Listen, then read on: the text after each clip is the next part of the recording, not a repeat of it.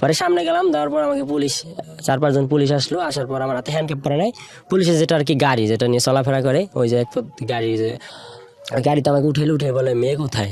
আমি বললাম কি এই যে বাসায় সামনে। পরে চল, পরে গেলাম, যার পর এই যে বাসা নিয়ে গেলাম, নেওয়ার পর করলো নাটকটা, বললো ভাইয়া তুমি এটা কি করলা, এটার প্রয়োজন কি ছিল, তোমাকে তো আমি এগুলো বলি নাই, তোমাকে বলছি আমি শুধু একা যাবো। ওর ভাই বললো চুপ, যেটা আমি কোনো কথা হবে না, আমি যেটা করবো সেটাই।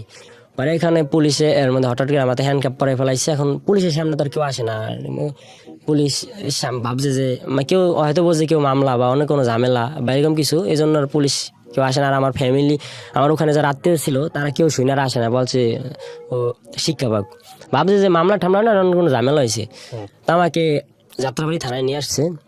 যাত্রাবাড়ি থানায় আসার পর আমাকে রাখা হলো একটা গারদ ঘরে। আর গারদ ঘরে গিয়ে দেখি আরো অনেক আসামি, রাতের বেলা তো ধরে আসে, কেউ মাদক মামলায়, কেউ ডাকাতি মামলায়, কেউ চুরি মামলায়, বিভিন্ন কেসের আসামি, কেউ ওয়ারেন্টি, কেউ নগদ মামলা। আমি তো কখনো এগুলো জানি না, আমাকে ধরে আনা হলো। এর মধ্যে বলি আমাকে থানা আনার পর আমাকে ওসির সামনে নিল। ওসির সামনে নেওয়ার পর বলে কিরে তুই এত শোক নাকা, হিরণ টিরণ খাস নাকি, মানে আমি কিছুই বলতেছি না, আমি শুধু শুনতেছি যে কি বলতেছে এগুলা। বলার পর বলছে, ওই যে ওসিটার নামটা বলতে চাচ্ছি না, ওসিটা হয়েছে মাদারীপুরেরই, ওর বাড়ি।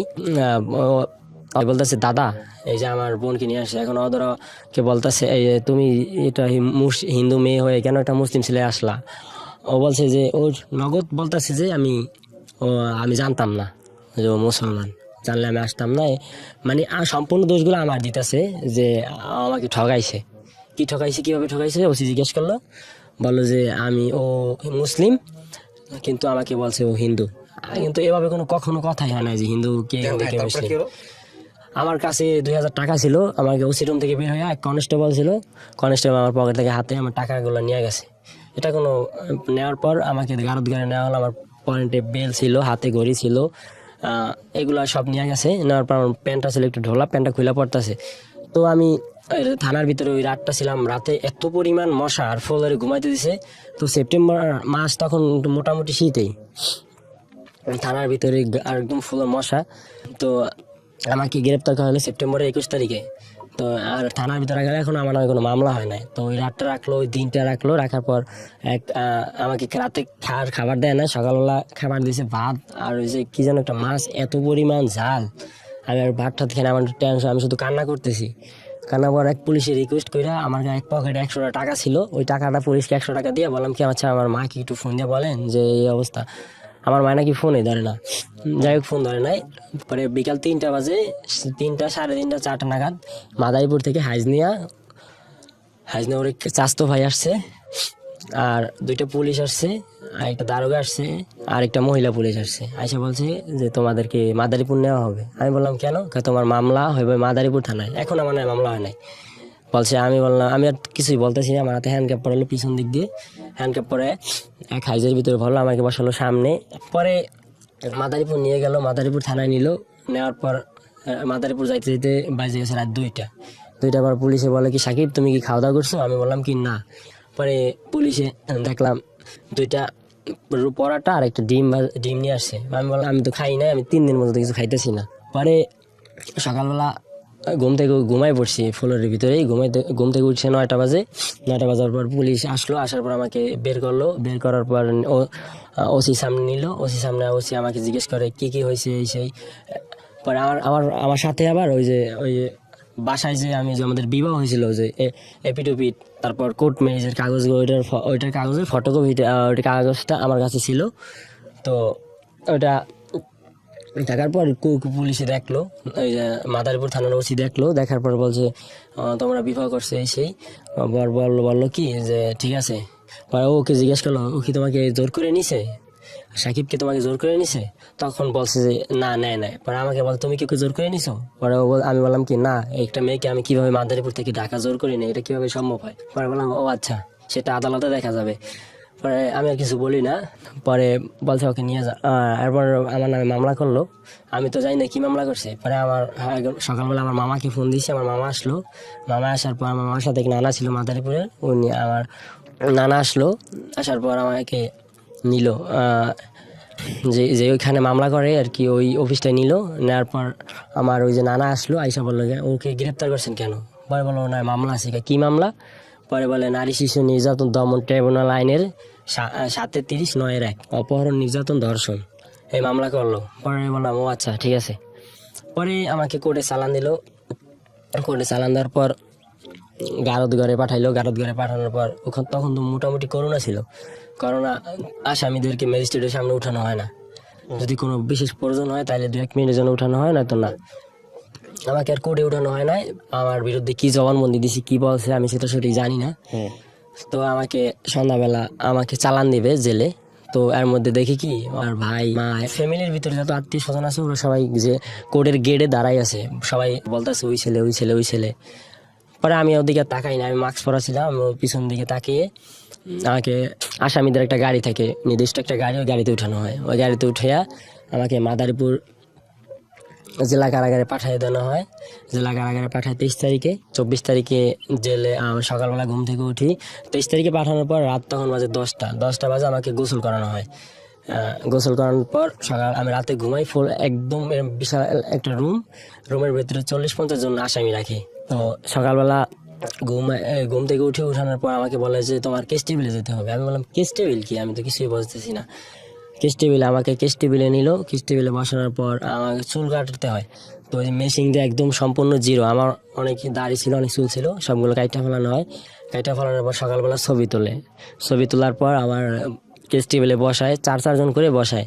ওটাকে বলে ফাইলে বসো, জেলের ভাষা আর কি বলে ফাইলে বসো। ওকে বসলাম। বসার পর আমরা একসাথে 26 জন আসামি একদিনে চালান দিছে। তো বসার পর 24 তারিখে দেখলাম প্রথমে আসলো জেলার আসার পর আমাকে আমার সবার নাম ঠিকানা জিজ্ঞেস করলো।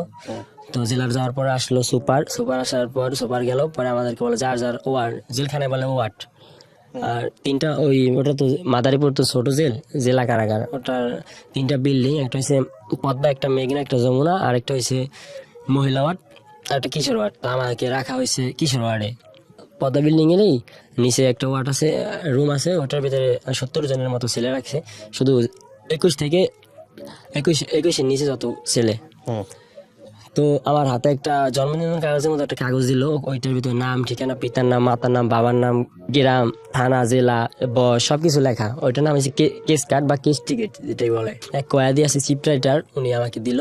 তারপর এটাই বললো যে এটা কখন হারাতে পারবা না, এটা হারাইলে তুমি কিন্তু জেলের ভিতরে চলতে ফিরতে পারবে না, এটাই জেলের মূল সম্বল, এটা ছাড়া জেলে কিছু হয় না। পরে আমি তো কিছু জানি না, আমি শুধু কান্না করতেছি। পরে ওই জেলে ঢোকার তারপরের দিন আমাকে জেলে পাঠাইছে বৃহস্পতিবার। তো আমি শুক্রবার তো সকালে এই যে এইগুলা হইলো। শনিবার দিন ফোনে কথা বলতে দিবে, 5 মিনিট কথা বলা যাবে, 5 টাকার বিনিময়ে। কিন্তু আমার কাছে তো কোনো টাকা নেই, জেলখানায় কোনো নগদ, ওই জেলে অন্য জেলে জানি না নগদ টাকা চলে কিনা, ওই জেলে কোনো নগদ টাকা চলে না, বাহির থেকে টাকা দিতে হয়। পিসি কার্ড, ওটা বলে পিসি কার্ড, নির্দিষ্ট একটা কার্ড আছে, ওই কার্ডটার ভিতরে টাকা জমা থাকে। আর একটা ক্যান্টিন আছে, ওই ক্যান্টিনে গিয়ে খাবার খাইতে হয়, আর ওই কার্ড থেকে টাকা কাটে নেওয়া হয়। তো আমি এক ভাইয়ের সাথে পরিচয় হয়েছে, ভাইকে বললাম ভাই আমি একটু কথা বলবো, আমার তো টাকা নাই। পরে উনি বলে আচ্ছা ঠিক আছে। পরে ওনার কার্ড দিয়ে আমাকে কথা বলাই দিল। আমি আমার মাকে ফোন দিলাম, ফোন দিয়ে অনেক কান্নাকাটি করলাম। মামাকে বললো বাবা যাই হোক, আমি তো আমার কান্নাকাটি করার পর তুই কোনো টেনশন করিস না, যাওয়ার হইবে আমি তোকে বের করে ফেলাম, তুই কোনো কান্নাকাটি টেনশনই করিস না। পরে রবিবার দিন দেখি 2টা ওকালতনামা আসলো, একটা জজ কোর্টের, একটা ম্যাজিস্ট্রেট কোর্টের। পরে আমি সিগনেচার দিয়ে দিলাম ওকালতনামায়। পরে আমাকে আর কোর্টে কখনো উঠানোই হয় নাই। ম্যাজিস্ট্রেট করে নাকি জামিন চাইছে 4-5 বার, আমাকে জামিন দেয় নাই। তারপর জজ করে জামিন চাইছে, জজ করে জামিন দেয় নাই। এভাবে এক করে 7-8 বার জামিন চাওয়া হয়েছে। মাদারীপুরের সবচেয়ে বড় উকিল, সে উকিল দিয়ে অনেক ট্রাই করছে, অনেক টাকা হয়েছে, অনেক টাকা নষ্ট করছে। আমার আম্মু তো এই সব কিছু। কতদিন জেলে ছিলেন? 10 মাস 10 দিন। তারপর বের হওয়ার পরে কি হলো? আপনি কি ডিভোর্স দিতে পারছেন না পারেন নাই?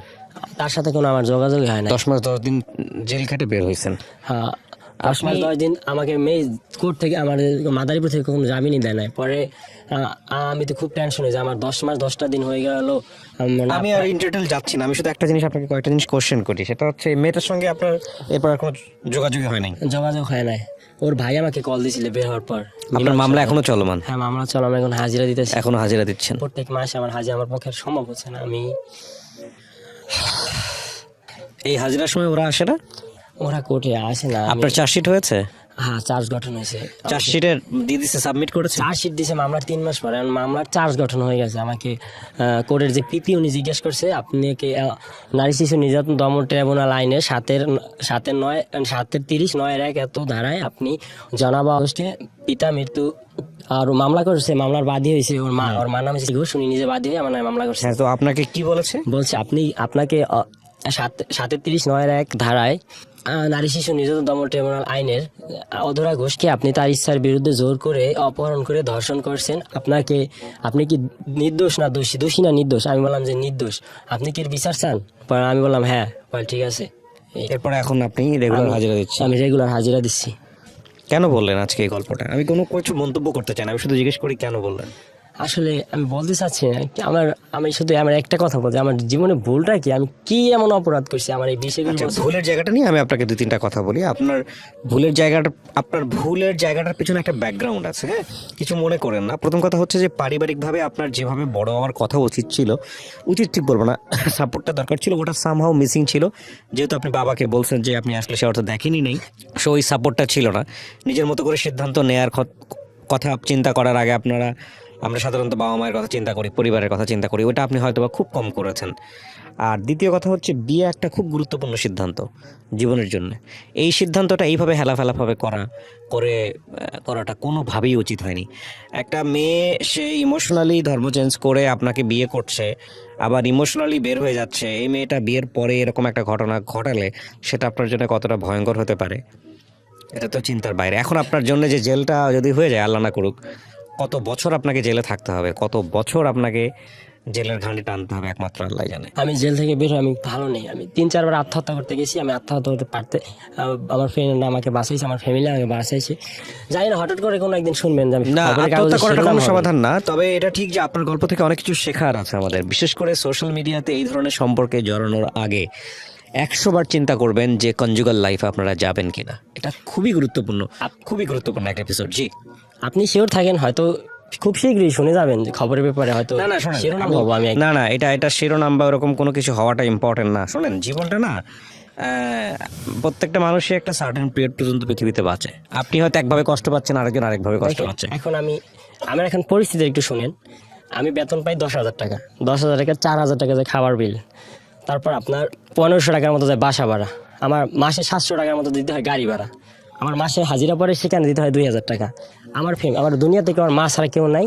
আর মাকে দিতে হয় কিছু, আমাকে 1,50,000 টাকা ঋণ করে আমাকে ধার করছে, জেল থেকে বের করছে। আমার বসে দিছে 50,000, আর 50,000 আমার মামা বাড়ি থেকে দিছে, আর 50,000 টাকা আমার সুদের উপরে আনছে, লোন আনছে। আমার মার প্রত্যেক মাসে 7,000 টাকা দিতে হয়। কিন্তু মেয়েটার সঙ্গে কি আপনার কোনো যোগাযোগই হয়নি এর পরবর্তীতে? না। তা আপনি পাল্টা একটা মামলা করেন। কি মামলা করবো আমি? কেন? আপনি আইনের আশ্রয় নিতে পারেন তো, যে আপনার বিরুদ্ধে মিথ্যা মামলা করা হয়েছে, আপনার কাছে তো প্রমাণ আছে সমস্ত কিছু। হ্যাঁ, প্রমাণ আছে, বিয়ে হয়েছে। শুধু আমার কাছে ওর 3 মাস বয়সের কম, এর কারণে ওর কাবিন নামাটা নেই, সেটা সবকিছুই আছে। এক্স্যাক্টলি। সো ওইটাই হচ্ছে সবচেয়ে বড় সমস্যার জায়গাটা। আমি এটাই বলতে চাচ্ছিলাম যে আইনের তো এখানেই তো মার পেয়েছে, আপনি ধরা খেয়ে গেছেন। আপনি প্রাপ্তবয়স্ক ছিলেন, ওর 3 মাস বয়স কম ছিল, এই কারণে প্রাপ্তবয়স্ক ছিলাম না। আপনি ছিলেন না প্রাপ্তবয়স্ক? না। তাহলে তো এটা মামলা, তো এটা নিয়ে আপনিও চাইলে আইনের আশ্রয় নিতে পারেন। আপনি উকিলের সাথে পরামর্শ করেন, করে আপনিও আইনের আশ্রয় নিতে পারেন। আমার ফ্যামিলিটা বেশি ভালো না, একটু নর্মাল ফ্যামিলি। তো আমার ছোট থেকে বেশি ভালো যায় না, তো আমি বেশি ছোটবেলা যাচ্ছি না। তো আমার বাবা কি করতো? আমার বাবা অ্যাকচুয়ালি, আমার বাবার সাথে আমার মার সাথে সম্পর্ক নেই, যার কারণে আমি সবাইকে বলি যে আমার বাবা নেই। ও, আমার আম্মু হয়েছে সেকেন্ড ওয়াইফ, আর আরেকটা মা। ছোটবেলা থেকে এরকম দেখেছেন? ছোটবেলা থেকে এরকম দেখেছি। আমার মার সাথে আম্মুর সাথে কখনো সম্পর্ক ভালো ছিল না। আপনার কয় ভাই বোন আপনারা? আমি একটা বোন আছে, বোনটাও কি আপনার বাবার ঘরেরই? হ্যাঁ, বাবার ঘরেই, কিন্তু বোনটা আমার আম্মুর খালাতো বোনের কাছে, ওর কাছেই থাকে।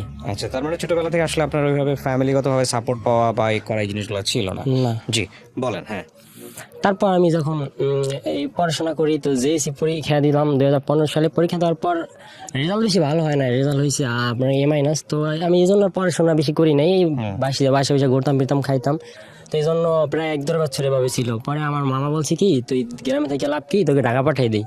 পরে আমাকে ঢাকা পাঠিয়ে দিয়েছে। আমার এক সম্পর্কে আমার নানার স্বাস্থ্য ভাই লাগে, তো ঢাকা গুলিস্তান বঙ্গবাজার তার দোকান আছে কাপড়ের।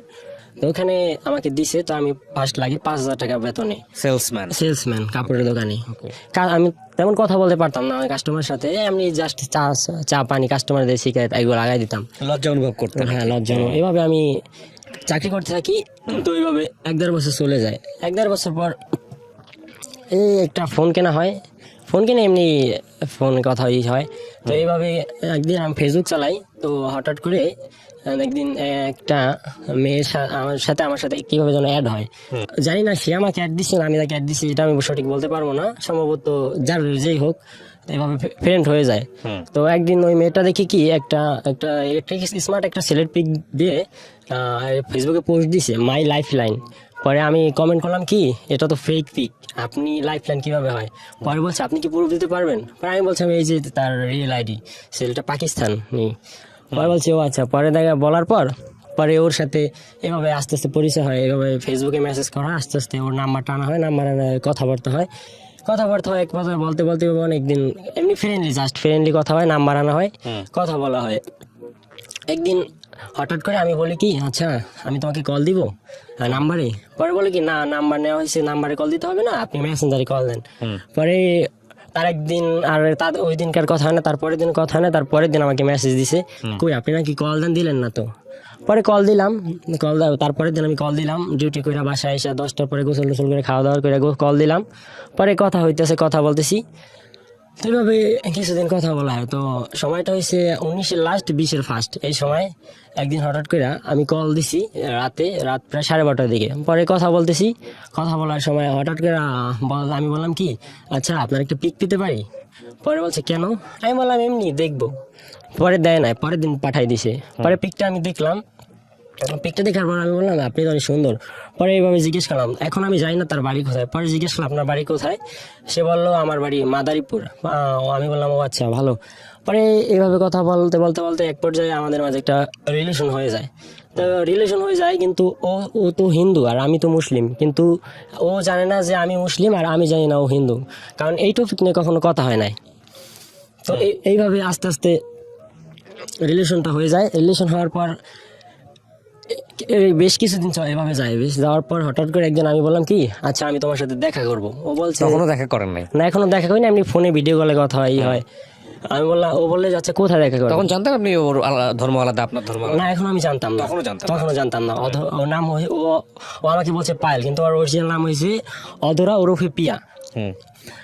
তো এইভাবে আমি বললাম কি আচ্ছা ঠিক আছে। পরে ও বলছে যে আচ্ছা তুমি শিবচর আসো।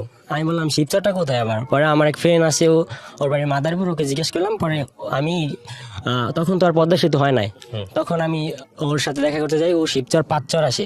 তো ওই দিনকে আমি প্রায় 9টার ভিতরে শিবচর গিয়ে পৌঁছাই। তো শিবচর গিয়ে পৌঁছানোর পর ওর সাথে এভাবে সারা প্রায় সকাল থেকে সন্ধ্যা পর্যন্ত ছিলাম। শিবচর, 5 চর, তারপর সূর্যনগর, আরো অনেক জায়গা আছে এই এলাকায়, রেস্টুরেন্টে ঘোরাফেরা হয়। তো ঘোরাফেরা আসার পর আমরা বাড়ি আসি দুজন, ওর বাড়ি চলে যায়, আমি আমার ঢাকা এসে পড়ি। ঢাকা আসার পর একদিন হঠাৎ করে ওর সাথে আমি প্রায় 3-4 দিন আমি কথা বলা বন্ধ করে দিই। বন্ধ করে দেওয়ার পর আমি জাস্ট দেখতেছিলাম যে আমায় কতটা ভালোবাসে, কতটা মিস করে। হ্যাঁ, পরে দেখি যে 3-4 দিন পর ফোন দিয়ে কান্নাকাটি করতেছে সেই। তো এভাবে আরো রিলেশন হয়ে যায়। পরে আবার আরেকদিন দেখা করি, ওই শিবচরে গিয়া দেখা করে বাসায় আসি। তো বাসায় আসার পর হঠাৎ করে আমি ওর কাছে আমাদের মাঝে কিছু নেগেটিভ পিক আসা নেয়, ও আমার নেগেটিভ নেয়, আমি কিছু ওকে নেগেটিভ পিক দিই, এভাবে হওয়ার পর ও অ্যাকচুয়ালি অনেক ফোন, আমি বলতে চাচ্ছি না ডাইরেক্টলি, ফোনের ভিতরে ভিডিও কলে মানে অনেক অনৈতিক সম্পর্ক হয়। তো যাই হোক এভাবে কিছুদিন হয়। তো এর মধ্যে চলে আসছে ঈদ। তা রিলেশনটা আমি এখনো জানি না যে ও হিন্দু আর আমি যাই, ও জানে না আমি মুসলিম। গ্রামের বাড়ি যাই, গ্রামের বাড়ি যাওয়ার পর ঈদের 3-4 দিন পর, 3 দিন আর 4 দিন পর শুক্রবার আসে। আমি তো শুক্রবার নামাজ পড়তে যাবো, তো ওর সাথে কথা বলতে থাকি, কথা বলি। পরে কথা বলার পর 11টা বাজে ফোন কাটতে দিই। পরে আমি গোসল করতে যাই, গোসল করে নামাজ পড়তে যাবো, হঠাৎ করে ফোন দিছে। পরে আমি বললাম কি আচ্ছা তুমি রাখো, আমি নামাজে যাব। ও বলছে নামাজ মানে কি, তুমি কি বলতেছো এসব?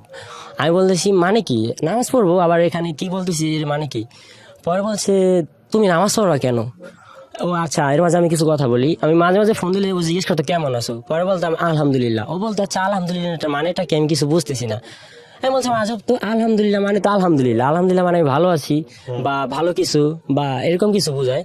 পরে বলছো জানি না কি তুমি বলতেছো, কি বুঝে আমি বুঝি না। পরে আমি বললাম যে নামাজ যাবো। পরে আচ্ছা বলছে কি আচ্ছা তুমি রাখো, তুমি কোথায় যেন যাবা, যাও, ওখান থেকে আইসা ফোন দিও। পরে আমি নামাজ পড়ে আইসা ফোন দিলাম 2টা বাজে। ফোন দেওয়ার পর ও বলছে আচ্ছা একটা কথা বলবো। আমি বললাম কি? পরে বললো যে আচ্ছা তুমি কি হিন্দু না মুসলিম? পরে আমি বললাম আমি মুসলিম। কেন, তুমি কি? পরে বললো ও কান্নাকাটি শুরু করে দিয়েছে। পরে আমি বললাম কান্নাকাটি মানে কি, তুমি কি? আমি তো হিন্দু।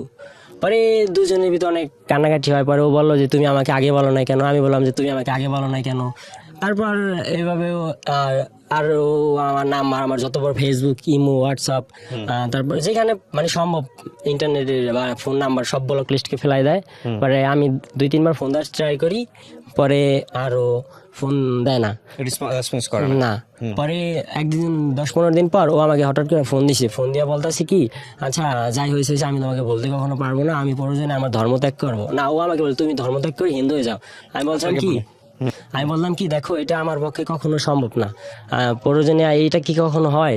আর আমরা কি কোনো সেলিব্রিটি বা এরকম কিছু যে আমরা একটু সাধারণ ঘরের ছেলে, এগুলো কখনো আমাদের আশপাশের লোকজন মানবে না, বন্ধু বান্ধব মানবে না, এটা কখনো সম্ভবই না। পরে এভাবে এমনি জাস্ট কথা বলতে থাকি ফ্রেন্ডলি। পরে ও কয় আচ্ছা আমি মুসলিম হয়ে যাব। পরে কয় আমরা চলো বিয়ে করি।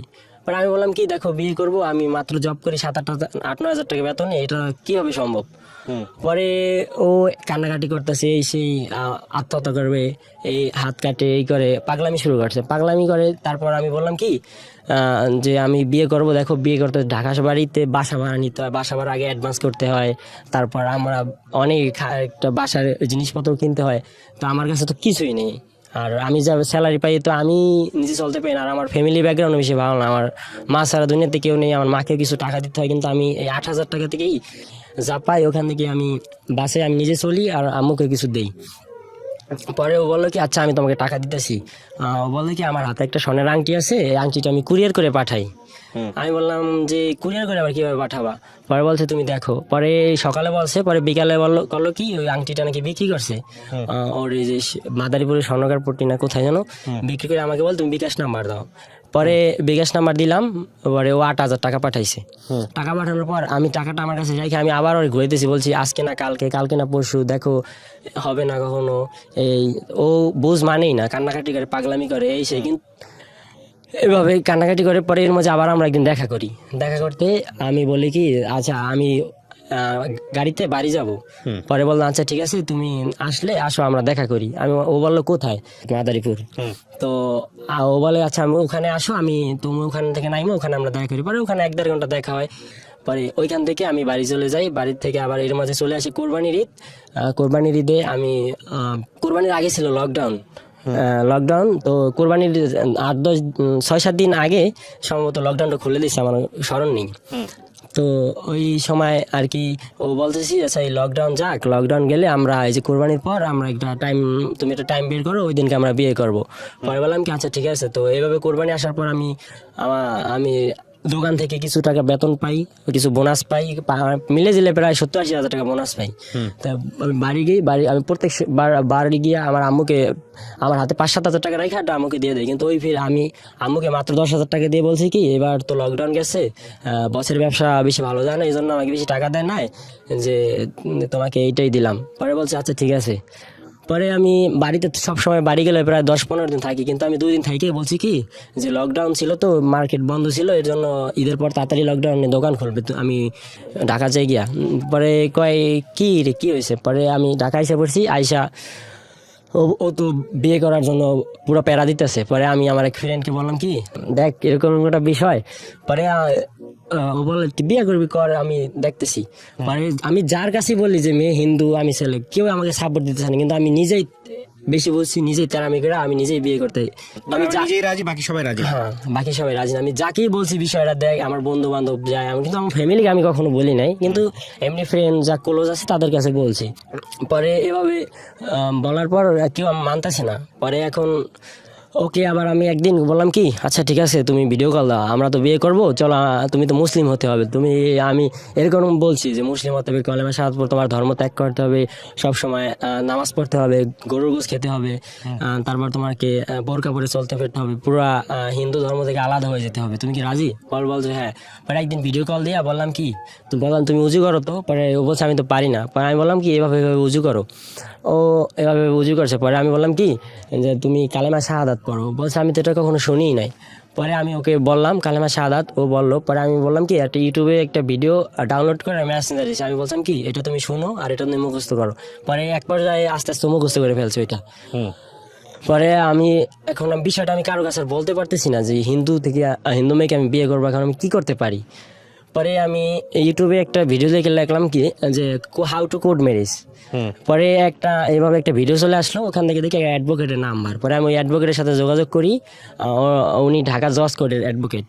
পরে উনি বললাম আচ্ছা এটা কোনো ব্যাপার না, আপনি কবে বিয়ে করছেন, কিভাবে করবেন, আপনি বলেন, আপনি চলে আসুন। এর মাঝে একটা কথা বলি, বলতেছে কি আচ্ছা চলো আমরা স্পেশাল ম্যারেজ করি। পরে আমি বললাম কি এটা কি হবে, স্পেশাল ম্যারেজ হয়েছে তুমি তোমার ধর্ম পালন করবো, আমি আমার ধর্ম পালন করবো। আমি বললাম কি এটা কখনো সম্ভবই না। পরে যাই হোক, পরে আমি ওই উকিলকে বললাম, উকিল বলতেছে যে আপনারা প্রথম ও এপিটুপিট করে প্রথম মুসলিম হবে, মুসলিম হয়ে তারপর আপনারা দুজন বিবাহ করবেন। পরে আমি বললাম আচ্ছা ঠিক আছে। পরে আমি একটা বাসা নেই, বাসাটা হচ্ছে টিন শেড, 4 কিলো ওয়াল, তো বাসাটা ভাড়া হচ্ছে 4,000 টাকা। তো আমি 1,000 টাকা অ্যাডভান্স দিয়ে ওই রাশেদ আমার বন্ধু, ওর মাধ্যমে পরিচয়, বেশি অ্যাডভান্স দিতে হয় না, 1,000 টাকাই অ্যাডভান্স দিয়ে বাসাটা নিলাম। বাসা নেওয়ার পর আমার কাছে তেমন টাকা পয়সা ছিল না, ওই যে বোনাস পাইছিলাম ওইখান থেকে কিছু টাকা রেখে দিছি, তো ওই টাকা দিয়ে একটা ল্যাপ কিনলাম, একটা তোষক কিনলাম, একটা বালিশ কিনলাম, 2টা বালিশ কিনলাম, একটা গোল বালিশ কিনলাম। মোটামুটি বাসায় সংসারিক যা লাগে টুকটাক প্রায় 40,000 টাকার ভিতরে আমি কিনছি, টুকটাক আর কি যা লাগে সামথিং 2 জন মানুষের ভিতরে। তো ওকে বললাম কি যে আচ্ছা ঠিক আছে, তাই আমরা সেপ্টেম্বর মাসে 2 তারিখে বিবাহ করব।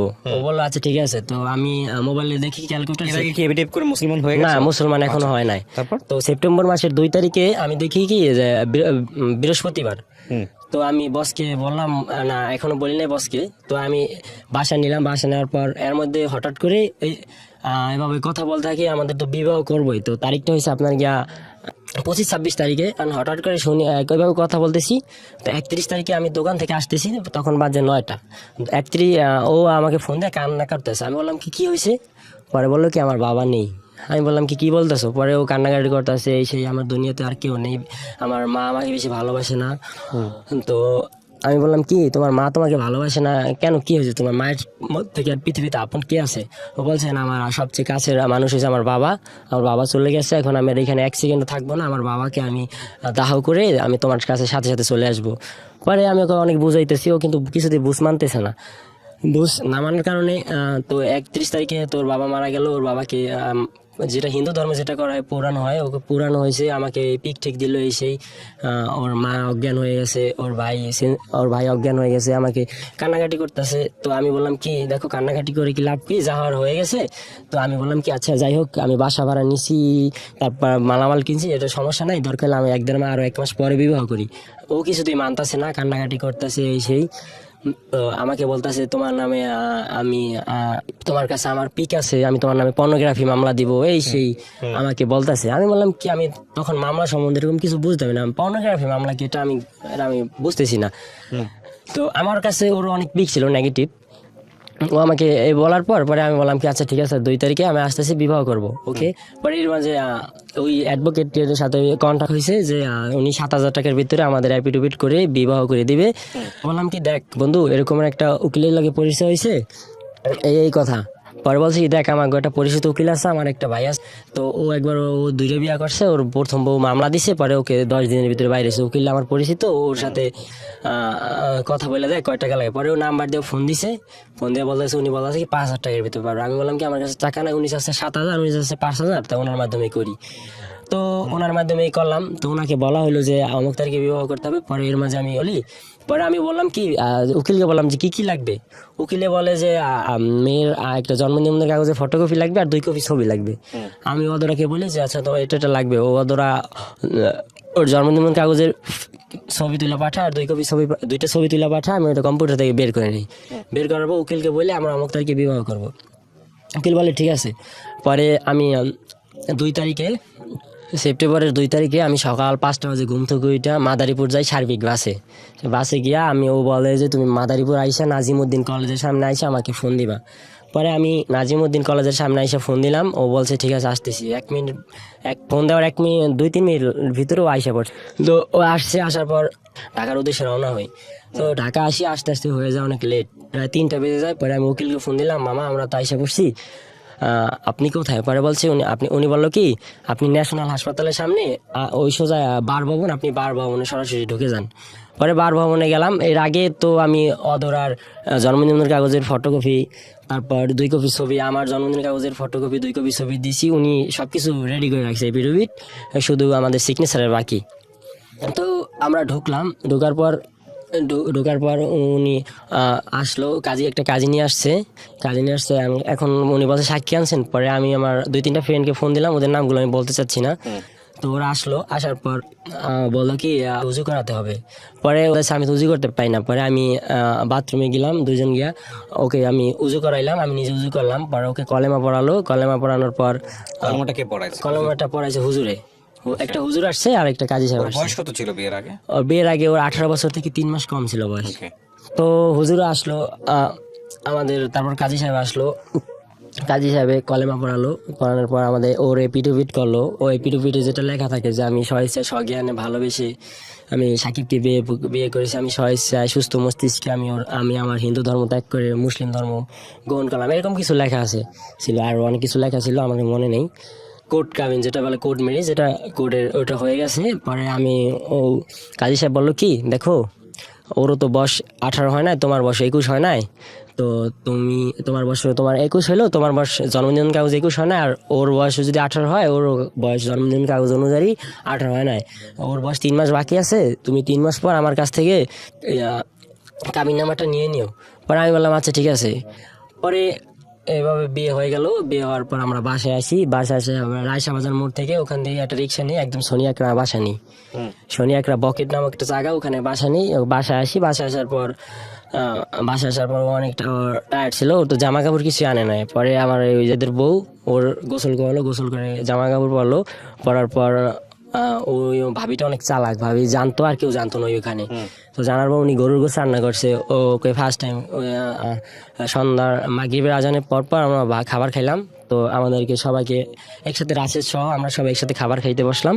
সবাইকে গরু গোস দেওয়া হলো, ওকে গরু গোস দেওয়া হলো। প্রথম গরু গোস খাইছে, 2-3 টুকরো খাওয়ার পর 4 টুকরো আমার বমি করে দিছে। আমি বললাম কি হয়েছে? পরে বলছে কি দেখো আমি প্রথম টাইম খাচ্ছি, তো এটা আমার পক্ষে কেমন ভালো লাগতেছে না। সমস্যা নাই, আমি তো এখন মুসলিমে, আমি এখন তো কন্টিনিউ খাবো, আমি নিজে রান্না করে তোমাকে খাওয়াবো। পরে বললাম আচ্ছা ঠিক আছে। পরে খাওয়া দাওয়া করলাম। খাওয়া দাওয়া করার পর আমি আবার একটু বাইরে গেলাম। বাইরে যাওয়ার পর আমি 10 মিনিট থেকে আবার আইসা পড়ছি। আসার পর বাসা থেকে আর বের হই নাই। পরে ও বললো যে আমাকে জড়াই দিয়ে কান্নাকাটি করতেছে, দেখো তুমি ছাড়া দুনিয়াতে আমার কেউ নেই, এই সেই আমাকে কখনো ঠগাবা না তুমি, আমার বাবা নেই, আমি আমার মাকে ছাইরা তোমাকে চলে আসছি এখন, যে আমি আমার ধর্মতেও নেই, যে আমি আমার ফ্যামিলিগত বা কোনো ফ্রেন্ডলি সাপোর্ট পাবো, এখন তো কেবল তুমি আর আমার পিছনে দেয়াল ঠেকে গেছে, এখন আর সামনে শুধু তুমি, আমার ডানেও নেই, বামেও নেই, পিছনে নেই। এভাবে অনেক ইমোশনাল দিয়ে কথা বলতেছে। আমি বললাম, আমি আবার ওকে বুঝাইলাম। পরে এইভাবে আমাদের সংসার চলতেছে, এখনো রান্না করতে পারতেছি না।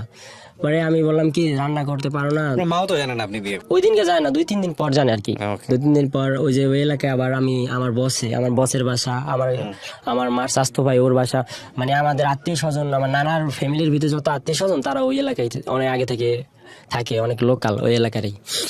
পরে এর ভিতরে আমার আম্মু যাই না গেছে। আম্মু সরাসরি আমাকে ফোন দেন, আমার এক বন্ধুকে দিয়ে ফোন দেওয়া হয়েছে। ফোন দিয়ে আমাকে বলতেছে যে তোমার মা তোমাকে তেজ করে দিছে, তোমার সাথে আর কোনো কথা নাই। পরে আমার আম্মুকে ফোন দিয়েছে, আমার আম্মু আর ফোন ধরে না।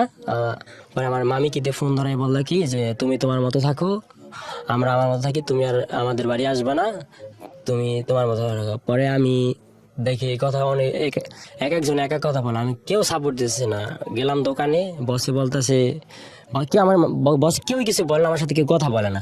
পরে আমি জিনিসটা বুঝতে পারার পর আমি কেউ মেনে নিতে চাইতেছে না। পরে বসের এক বন্ধুকে দিয়ে আমাকে বললো যে এটা কেউ ভালো কাজ করছে, এই কাজটা কেউ ঠিক হয়েছে, ও বিবাহ করবে, আমাদের কাছে বলতো। তো ও কি করলো, বিবাহ করছে করছে ভালো কথা, একটা মুসলিম মেয়েকে বিবাহ করতো, কিন্তু হিন্দু মেয়েকে বিয়ে করছে। ও তো মরছে, ওর এই ভবিষ্যৎটা লাইফটাই শেষ করছে, ওটাও ভালো বুঝুক।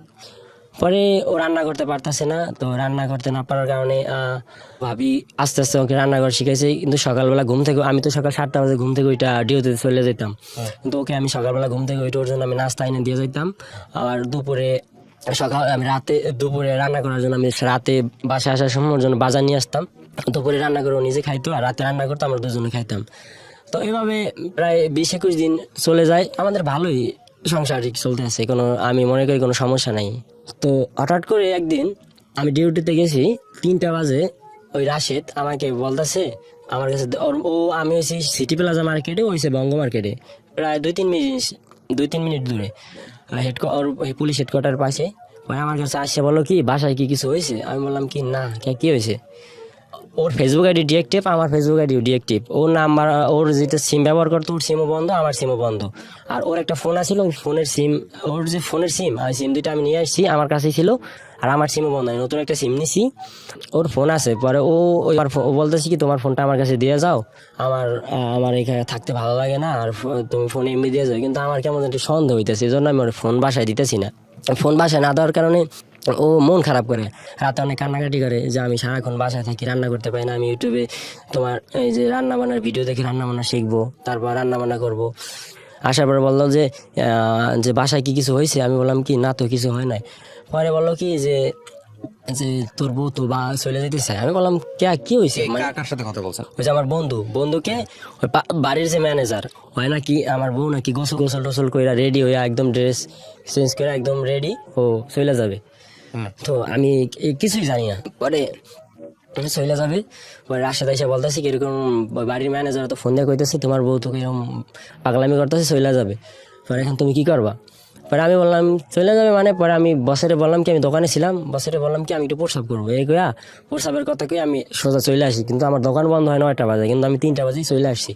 আসার পর আমি আইসা দেখি কি সে এক গোসল করে রেডি হয়ে একদম রেডি চলে যাবে।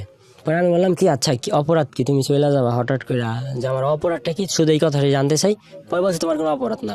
আমি বললাম কি কেন আসলা বা কেনই চলে গেলা, কেনই আমাকে দোষের ভাগী করলা, আমার অপরাধটাকে একটু বলো।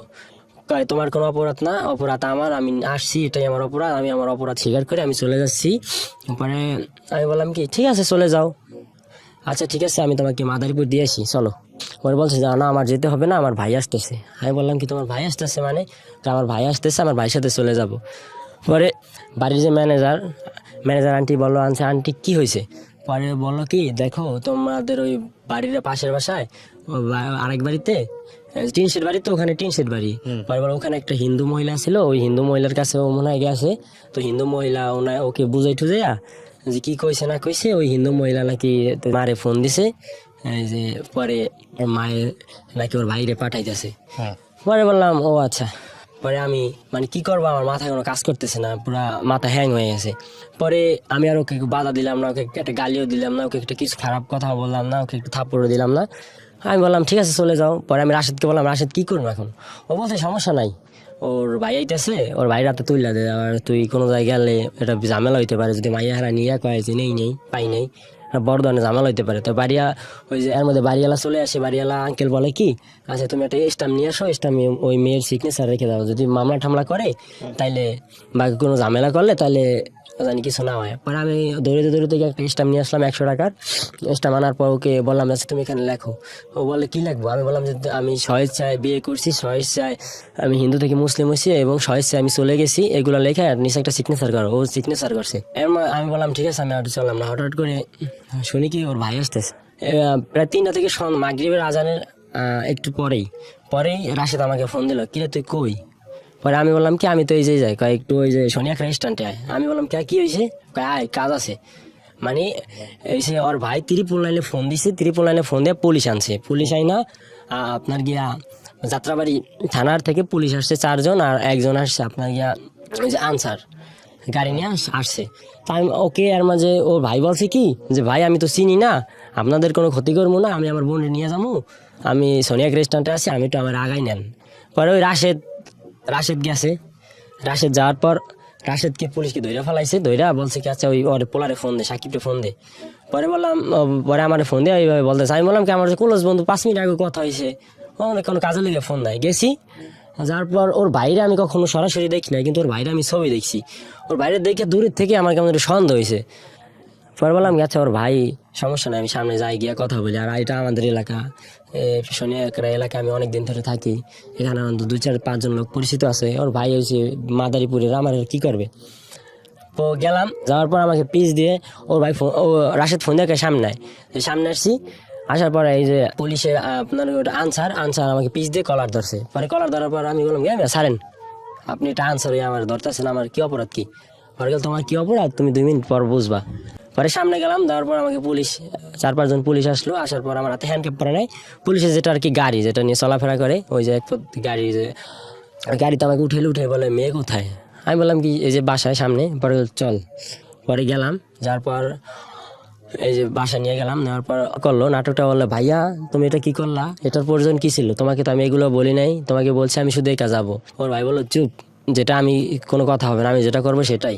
পরে এখানে পুলিশে এর মধ্যে হঠাৎ করে আমাকে হ্যান্ডক্যাপ পরে ফেলাইছে। এখন পুলিশের সামনে তো আর কেউ আসে না।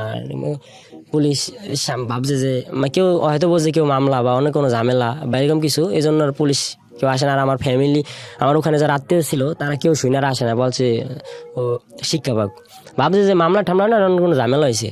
তা আমাকে যাত্রাবাড়ি থানায় নিয়ে আসছে। যাত্রাবাড়ি থানায় আসার পর আমাকে রাখা হলো একটা গারদ ঘরে। আর গারদ ঘরে গিয়ে দেখি আর অনেক আসামি, রাতের বেলা তো ধরে আস, কেউ মাদক মামলায়, কেউ ডাকাতি মামলায়, কেউ চুরি মামলায়, বিভিন্ন কেসের আসামি, কেউ ওয়ারেন্টি, কেউ নগদ মামলা। তো আমি তো কখনো এগুলো জানি না, আমাকে ধরে আনা হলো। এর মধ্যে বলি আমাকে থানা আনার পর আমাকে ওসির সামনে নিল। ওসির সামনে নেওয়ার পর বলে কিরে তুই এত শুক নাকা, হিরণ টিরণ খাস নাকি? মানে আমি কিছুই বলতেছি না, আমি শুধু শুনতেছি যে কি বলতেছে এগুলা। বলার পর বলছে, ওই যে ওসিটার নামটা বলতে চাচ্ছি না, ওসিটা হয়েছে মাদারীপুরেরই, ওর বাড়ি।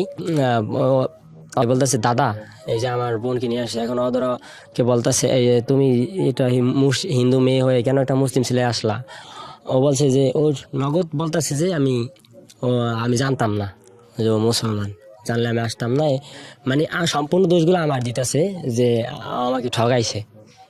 কিভাবে ঠকাইছে ওসি জিজ্ঞেস করলো, বললো যে ও মুসলিম, কিন্তু আমাকে বলছে ও হিন্দু। কিন্তু এভাবে কখনো কথাই হয় না যে হিন্দু কে মুসলিম। আমার কাছে 2000 টাকা ছিল, আমাকে ওসি রুম থেকে বের হয়ে এক কনস্টেবল আমার পকেট থেকে হাতে আমার টাকাগুলো নিয়ে গেছে। এটা নেওয়ার পর আমাকে গারদ ঘরে নেওয়া হলো। আমার পয়েন্টে বেল ছিল, হাতে ঘড়ি ছিল, এগুলা সব নিয়ে গেছে। নেওয়ার পর আমার প্যান্টটা ছিল একটু ঢোলা, প্যান্টটা খুলে পড়তেছে। তো আমি থানার ভিতরে ওই রাতটা ছিলাম। রাতে এত পরিমাণ মশা আর ফ্লোরে ঘুমাইতে দিছে। তো সেপ্টেম্বর মাস তখন মোটামুটি শীতেই, থানার ভিতরে একদম ফুল মশা। তো আমাকে গ্রেপ্তার করা হলো সেপ্টেম্বরের 21 তারিখে। তো আর থানার ভিতরে গেলে এখন আমার নামে কোনো মামলা হয় নাই। তো ওই রাতটা রাখলো, ওই দিনটা রাখলো। রাখার পর আমাকে রাতে খাবার দেয় না, সকালবেলা খাবার দিয়েছে ভাত আর ওই যে কি যেন একটা মাছ, এত পরিমাণ ঝাল। আমি আর ভাতটা খেয়ে আমার টেনশন, আমি শুধু কান্না করতেছি। কান্না পর এক পুলিশে রিকোয়েস্ট করে আমার এক পকেটে 100 টাকা ছিল, ওই টাকাটা পুলিশকে 100 টাকা দিয়ে বললাম কি আচ্ছা আমার মাকে একটু ফোন দিয়ে বলেন যে এই অবস্থা। আমার মায় নাকি ফোনে ধরে না, যাই হোক ফোন ধরে নাই। পরে বিকাল 3টা বাজে, 3টা, 3:30, 4টা নাগাদ মাদারীপুর থেকে হাজনিয়া ওর চাস্তো ভাই আসছে, আর 2টা পুলিশ আসছে, আর একটা দারোগা আসছে, আর একটা মহিলা পুলিশ আসছে। আইসা বলছে যে তোমাদেরকে মাদারীপুর নেওয়া হবে। আমি বললাম কেন? তোমার মামলা হবে মাদারীপুর থানায়। এখন আমার নয়, মামলা হয় নাই বলছে। আমি বললাম আমি আর কিছুই বলতেছি না। আমার হাতে হ্যান্ডক্যাপ পরে পিছন দিক দিয়ে হ্যান্ডক্যাপ পরে এক হাইজের ভিতরে ভরলো, আমাকে বসালো সামনে। পরে মাদারীপুর নিয়ে গেল, মাদারীপুর থানায় নিল। নেওয়ার পর মাদারীপুর যাইতে বাজে গেছে রাত 2টা। পর পুলিশে বলে কি সাকিব তুমি কি খাওয়া দাওয়া করছো? আমি বললাম কি না। পরে পুলিশে দেখলাম 2টা পরাটা আর একটা ডিম নিয়ে আসছে। আমি বললাম আমি তো খাই নাই, আমি 3 দিন মতো কিছু খাইতেছি না। পরে সকালবেলা ঘুমাই পড়ছি ফ্লোরের ভিতরেই। ঘুম থেকে উঠছে 9টা বাজে। 9টা বাজার পর পুলিশ আসলো। আসার পর আমাকে বের করলো। বের করার পর ওসি সামনে নিল। ওসি আমাকে জিজ্ঞেস করে কি হয়েছে এই সেই। পরে আমার সাথে আবার ওই যে বাসায় যে আমাদের বিবাহ হয়েছিল, যে এপিটুপিট, তারপর কোর্ট ম্যারেজের কাগজ, ওইটার কাগজের ফটোকপি, ওইটা কাগজটা আমার কাছে ছিল। তো ওইটা দেখার পর পুলিশে দেখলো, ওই যে মাদারীপুর থানার ওসি দেখলো, দেখার পর বলছে তোমরা বিবাহ করছে এই সেই। বললো কি যে ঠিক আছে। পরে ওকে জিজ্ঞেস করলো, ও কি তোমাকে জোর করে নিছে, সাকিবকে তোমাকে জোর করে নিছে? তখন বলছে যে না, নেয় নাই। পরে আমাকে বল, তুমি কি ওকে জোর করে নিছো? পরে আমি বললাম কি না, একটা মেয়েকে আমি কিভাবে মাদারীপুর থেকে ঢাকা জোর করে নিই, এটা কিভাবে সম্ভব হয়? পরে বললাম ও আচ্ছা, সেটা আদালতে দেখা যাবে। পরে আমি আর কিছু বলি না। পরে বলছে ওকে নিয়ে যা। এরপর আমার নামে মামলা করলো। আমি তো জানি না কি মামলা করছে। পরে আমার সকালবেলা আমার মামাকে ফোন দিয়েছি, আমার মামা আসলো। মামা আসার পর আমার মামার সাথে এক নানা ছিল মাদারীপুরের, উনি আমার নানা আসলো। আসার পর আমাকে নিল, যে যে ওইখানে মামলা করে আর কি, ওই অফিসটায় নিল। নেওয়ার পর আমার ওই যে নানা আসলো, আইসা বললো ওকে গ্রেপ্তার করছেন কেন? পরে বললো না, মামলা আছে। কি মামলা? পরে বলে নারী শিশু নির্যাতন দমন ট্রাইব্যুনাল আইনের 7-30-9-1 অপহরণ, নির্যাতন, ধর্ষণ, এই মামলা করলো। পরে বললাম ও আচ্ছা ঠিক আছে। পরে আমাকে কোর্টে চালান দিল। কোর্টে চালান দেওয়ার পর গারদঘরে পাঠাইলো। গারদঘরে পাঠানোর পর তখন তো মোটামুটি করোনা ছিল। করোনা আসামিদেরকে ম্যাজিস্ট্রেটের সামনে উঠানো হয় না, যদি কোনো বিশেষ প্রয়োজন হয় তাহলে 2-1 মিনিটের জন্য উঠানো হয়, না তো না। আমাকে আর কোর্টে উঠানো হয় নাই। আমার বিরুদ্ধে কি জবানবন্দি দিছি, কি বলছে আমি সেটা সঠিক জানি না। তো আমাকে সন্ধ্যাবেলা আমাকে চালান দিবে জেলে। তো এর মধ্যে দেখি কি আমার ভাই, মা, ফ্যামিলির ভিতরে যত আত্মীয় স্বজন আছে ওরা সবাই যে কোর্টের গেটে দাঁড়াই আছে, সবাই বলতেছে ওই ছেলে, ওই ছেলে, ওই ছেলে। পরে আমি ওদিকে তাকাই না, আমি মাস্ক পরা ছিলাম। আমি পিছন দিকে তাকিয়ে আমাকে আসামিদের একটা গাড়ি থাকে, নির্দিষ্ট একটা গাড়ি, ওই গাড়িতে উঠানো হয়। ওই গাড়িতে উঠাইয়া আমাকে মাদারীপুর জেলা কারাগারে পাঠিয়ে দেওয়া হয়। জেলা কারাগারে পাঠায় 23 তারিখে। 24 তারিখে জেলে সকালবেলা ঘুম থেকে উঠি। 23 তারিখে পাঠানোর পর রাত তখন বাজে 10টা বাজে, আমাকে গোসল করানো হয়। গোসল করানোর পর আমি রাতে ঘুমাই ফুল, একদম বিশাল একটা রুমের ভেতরে 40-50 জন আসামি রাখি। তো সকালবেলা ঘুম থেকে উঠানোর পর আমাকে বলে যে তোমার কেস টেবিলে যেতে হবে। আমি বললাম কেস টেবিল কি, আমি তো কিছুই বুঝতেছি না। কেস টেবিলে আমাকে কেস টেবিলে নিল। কেস টেবিলে বসানোর পর আমাকে চুল কাটতে হয়। তো ওই মেশিন দিয়ে একদম সম্পূর্ণ জিরো, আমার অনেক দাড়ি ছিল, অনেক চুল ছিল, সবগুলো কাইটা ফেলানো হয়। কাইটা ফেলানোর পর সকালবেলা ছবি তোলার পর আমার কেস টেবিলে বসায়, 4-4 জন করে বসায়। ওটাকে বলে ফাইলে বসো, জেলের ভাষা আর কি বলে, ফাইলে বসো। ওকে বসলাম। বসার পর আমরা একসাথে 26 জন আসামি একদিনে চালান দিছে। তো বসার পর 24 তারিখে দেখলাম প্রথমে আসলো জেলার আসার পর আমাকে আমার সবার নাম ঠিকানা জিজ্ঞেস করলো। তো জেলার যাওয়ার পর আসলো সুপার আসার পর সুপার গেল। পরে আমাদেরকে বলে যার ওয়ার্ড, জেলখানায় বলে ওয়ার্ড। আর ওটা তো মাদারীপুর তো ছোট জেলা কারাগার, ওটার 3টা বিল্ডিং, একটা হচ্ছে পদ্মা, একটা মেঘনা, একটা যমুনা, আর একটা হচ্ছে মহিলা ওয়ার্ড, আর একটা কিশোর ওয়ার্ড। তো আমাকে রাখা হয়েছে কিশোর ওয়ার্ডে। পদ্মা বিল্ডিং এরই নিচে একটা ওয়ার্ড আছে, রুম আছে, ওটার ভিতরে 70 জনের মতো ছেলে রাখছে, শুধু 21 নিচে যত ছেলে। তো আমার হাতে একটা জন্মনিবন্ধন কাগজের মতো একটা কাগজ দিল, ওইটার ভিতরে নাম, ঠিকানা, পিতার নাম, মাতার নাম, বাবার নাম, গ্রাম, থানা, জেলা, বয়স, সবকিছু লেখা। ওইটার নাম হচ্ছে কেস কার্ড বা কেস টিকিট যেটাই বলে। এক কয়েদি আছে চিফ রাইটার, উনি আমাকে দিল। তারপর এটাই বললো যে এটা কখন হারাতে পারবা না, এটা হারাইলে তুমি কিন্তু জেলের ভিতরে চলতে ফিরতে পারবে না, এটাই জেলের মূল সম্বল, এটা ছাড়া জেলে কিছু হয় না। পরে আমি তো কিছু জানি না, আমি শুধু কান্না করতেছি। পরে ওই আর জেলে ঢোকার তারপরের দিন আমাকে জেলে পাঠাইছে বৃহস্পতিবার।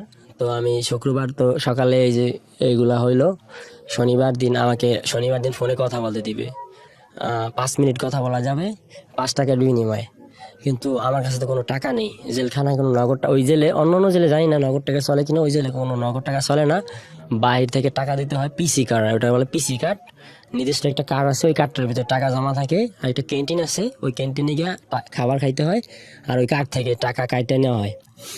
তো আমি এক ভাইয়ের সাথে পরিচয় হয়েছে, ভাইকে বললাম ভাই আমি একটু কথা বলবো, আমার তো টাকা নাই। পরে উনি বলে আচ্ছা ঠিক আছে। পরে ওনার কার্ড দিয়ে আমাকে কথা বলাই দিল। আমি আমার মাকে ফোন দিয়ে অনেক কান্নাকাটি করলাম। মামাকে বললো বাবা যাই হোক, আমি তো আমার কান্নাকাটি করার পর তুই কোনো টেনশন করিস না, যাওয়ার হইবে আমি তোকে বের করে ফেলাম, তুই কোনো কান্নাকাটি টেনশনই করিস না। পরে রবিবার দিন দেখি 2টো ওকালতনামা আসলো, একটা জজ কোর্টের, একটা ম্যাজিস্ট্রেট কোর্টের। পরে আমি সিগনেচার দিয়ে দিলাম ওকালতনামায়।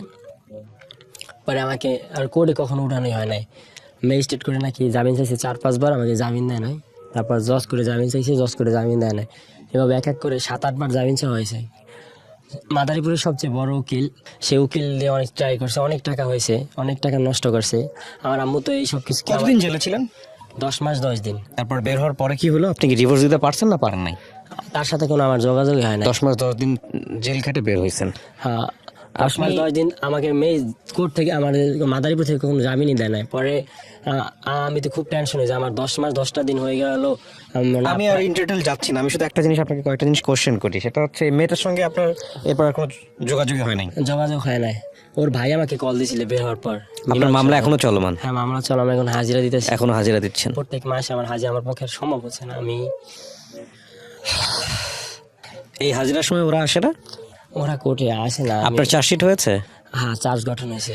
চার্জশিটের দিয়ে দিছে, সাবমিট করেছে? চার্জশিট দিছে মামলার 3 মাস পরে, মামলার চার্জ গঠন হয়ে গেছে। আমাকে কোর্টের যে পিপি উনি জিজ্ঞেস করছে, আপনি কি নারী শিশু নির্যাতন দমন ট্রাইব্যুনাল আইনে 7/9/30/9 এত ধারায় আপনি জনাবা ঘোষকে পিতা মৃত্যু আর মামলা করেছে, মামলার বাদী হয়েছে ওর মা। ওর মার নাম হচ্ছে ঘোষ, উনি নিজে বাদী হয়ে আমার নামে মামলা করছে। হ্যাঁ, তো আপনাকে কি বলেছে? বলছে আপনাকে 7/30/9 ধারায় নারী শিশু নির্যাতন দমন ট্রাইব্যুনাল আইনের অধরা ঘোষকে আপনি তার ইচ্ছার বিরুদ্ধে জোর করে অপহরণ করে ধর্ষণ করছেন। আপনি কি নির্দোষ না দোষী? দোষী না নির্দোষ? আমি বললাম যে নির্দোষ। আপনি কি এর বিচার চান? পরে আমি বললাম হ্যাঁ। ঠিক আছে। এরপরে এখন আপনি রেগুলার হাজিরা দিচ্ছেন? আমি রেগুলার হাজিরা দিচ্ছি। কেন বললেন আজকে এই গল্পটা? আমি কোনো কিছু মন্তব্য করতে চাই না, আমি শুধু জিজ্ঞেস করি কেন বললেন। আসলে আমি বলতে চাচ্ছি না, আমি শুধু আমার একটা কথা বলছি, আমার জীবনে ভুলটা কি, আমি কি এমন অপরাধ করছি আমার এই 20 ভুলের জায়গাটা নিয়ে আমি আপনাকে 2-3টা কথা বলি। আপনার ভুলের জায়গাটার পিছনে একটা ব্যাকগ্রাউন্ড আছে, হ্যাঁ, কিছু মনে করেন না। প্রথম কথা হচ্ছে যে পারিবারিকভাবে আপনার যেভাবে বড় হওয়ার কথা উচিত ছিল, উচিত ঠিক বলবো না, সাপোর্টটা দরকার ছিল, ওটা সামহাও মিসিং ছিল। যেহেতু আপনি বাবাকে বলছেন যে আপনি আসলে সে অর্থ দেখেনি নেই, সো ওই সাপোর্টটা ছিল না। নিজের মতো করে সিদ্ধান্ত নেয়ার কথা চিন্তা করার আগে আমরা সাধারণত বাবা মায়ের কথা চিন্তা করি, পরিবারের কথা চিন্তা করি, ওটা আপনি হয়তো বা খুব কম করেছেন। আর দ্বিতীয় কথা হচ্ছে বিয়ে একটা খুব গুরুত্বপূর্ণ সিদ্ধান্ত জীবনের জন্য। এই সিদ্ধান্তটা এইভাবে হেলাফেলাভাবে করাটা কোনোভাবেই উচিত হয়নি। একটা মেয়ে সে ইমোশনালি ধর্ম চেঞ্জ করে আপনাকে বিয়ে করছে, আবার ইমোশনালি বের হয়ে যাচ্ছে, এই মেয়েটা বিয়ের পরে এরকম একটা ঘটনা ঘটালে সেটা আপনার জন্য কতটা ভয়ঙ্কর হতে পারে এটা তো চিন্তার বাইরে। এখন আপনার জন্য যে জেলটা যদি হয়ে যায়, আল্লাহ না করুক, কত বছর আপনাকে জেলে থাকতে হবে, কত বছর আপনাকে জেলের ঘানি টানতে হবে, একমাত্র আল্লাহ জানে। আমি জেল থেকে বের হয়ে আমি ভালো নেই। আমি 3-4 বার আত্মহত্যা করতে গেছি, আমি আত্মহত্যা করতে পারতে আমার ফ্রেন্ড আমাকে বাঁচাইছে, আমার ফ্যামিলি আমাকে বাঁচাইছে। জানি না হঠাৎ করে কোনো একদিন শুনবেন যে আমি না, খবরের কাগজে আত্মহত্যা করাটা শিরোনাম কোনো হবে। সমাধান না। তবে এটা ঠিক যে আপনার গল্প থেকে অনেক কিছু শেখার আছে আমাদের, বিশেষ করে সোশ্যাল মিডিয়াতে এই ধরনের সম্পর্কে জড়ানোর আগে 100 বার চিন্তা করবেন যে কনজুগাল লাইফে আপনারা যাবেন কিনা। এটা খুবই গুরুত্বপূর্ণ একটা এপিসোড। জি, আপনি শিওর থাকেন, হয়তো খুব শীঘ্রই শুনে যাবেন যে খবরের ব্যাপারে হয়তো শোনেন, শিরোনাম হবো আমি। না, এটা শিরোনাম বা ওরকম কোনো কিছু হওয়াটা ইম্পর্টেন্ট না। শোনেন, জীবনটা না, প্রত্যেকটা মানুষই একটা সার্টেন পিরিয়ড পর্যন্ত পৃথিবীতে বাঁচে।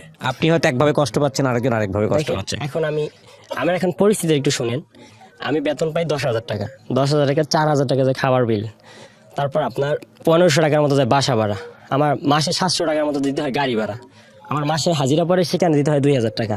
আমার দুনিয়া থেকে আমার মা ছাড়া কেউ নাই, আর মাকে দিতে হয় কিছু। আমার মাকে আমাকে 50,000 আমাকে 1,50,000 টাকা ঋণ করে আমাকে ধার করছে, জেল থেকে বের করছে। আমার বসে দিছে 50,000, আর 50,000 আমার মামা বাড়ি থেকে দিছে, আর 50,000 টাকা আমার সুদের উপরে আনছে, লোন আনছে।